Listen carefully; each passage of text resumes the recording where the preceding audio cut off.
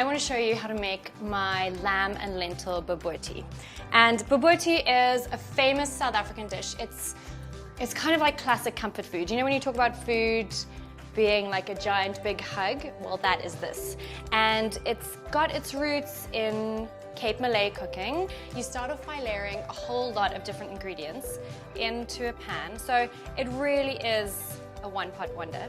First of all, I'm going in with lamb mince. This is actually lamb sausage mince, which means it has a little bit of extra fat, which is a good thing, and lots of extra flavor. So in that goes, and you want to make sure that you get a nice caramelization and nice crispiness. I've got about 600 grams, and this will serve about 4 people. Oh, it smells so delicious. So you want about a 7 out of 10 heat. You need really good heat underneath your pan.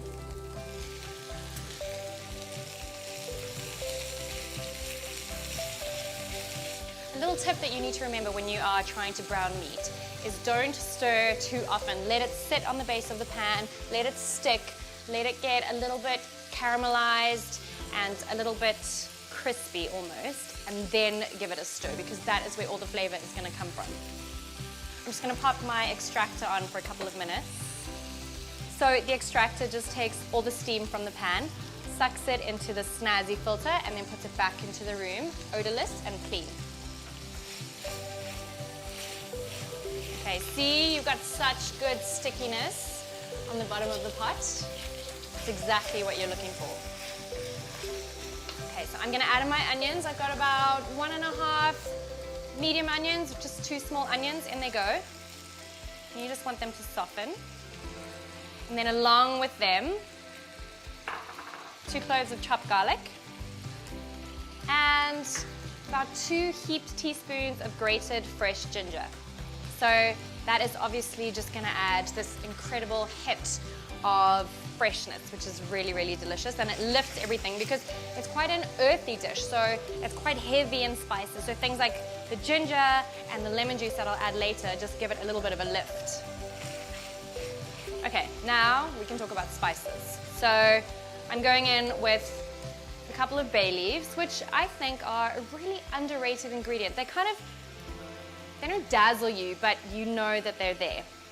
And now I have a whole kaleidoscope of different spices. I've got turmeric, I've got ground cumin, I've got ground coriander, I have got mixed herbs, I've got some cinnamon, and I have got a couple of teaspoons of mixed curry powder. So it's, it just smells beautiful. So I'm just gonna scatter that over.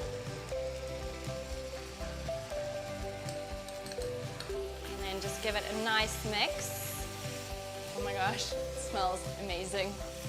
So it's got that kind of golden hue that the turmeric adds to everything, which I absolutely love. It's just such a happy color. I've gone back up to an 8 out of 10 heat now because adding in the onions has lowered the heat, and I want to keep a really good sizzle going. Another thing that's classic in Cape Malay cooking is mixing spicy flavors with sweet flavors. And what I'm adding in now is 1 grated apple, and then about half a cup of raisins. And the raisins will plump up as they're cooking, and then you get these little bursts of sweetness on your tongue as you're eating the bobotie. Okay. And then a couple of tablespoons of tomato paste. And I always like adding in lentils. So I've just soaked these. It's about 1/3 of a cup.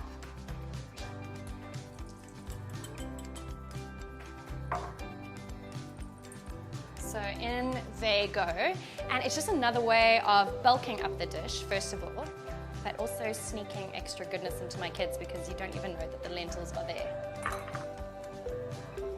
So back to sweetness, I'm adding in a couple of tablespoons of chutney. It's not completely essential, but it adds a nice gentle sweetness.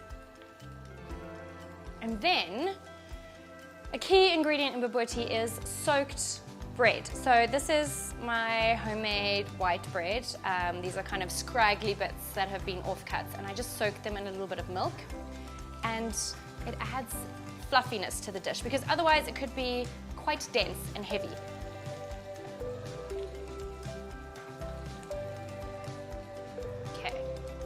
And now I'm going to show you how to make the quintessential bobotie topping, which is that golden, fluffy, baked egg custard. Okay, so I'll just leave this on a gentle heat. I need milk. Okay. And I need a couple of eggs. These are the tiniest little farm eggs, so I'm going to use 2.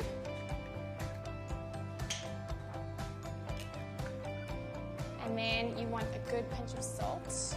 And while I'm at it, I'm actually going to add some salt to the bobotie as well. Okay, and then about a cup of milk. You can just gauge, just eyeball it.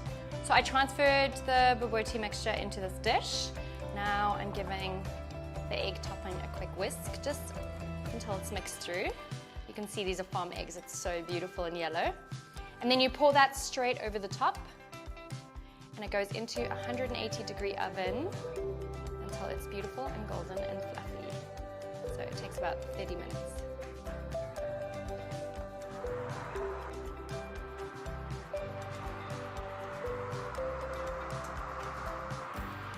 So we're sitting at a happy 180 degrees, and I use the rapid heat up function, which means that your oven heats up to the desired temperature in about half the time of a regular oven, and then I switch it to the fan plus function, and it just gives you a beautiful even bake.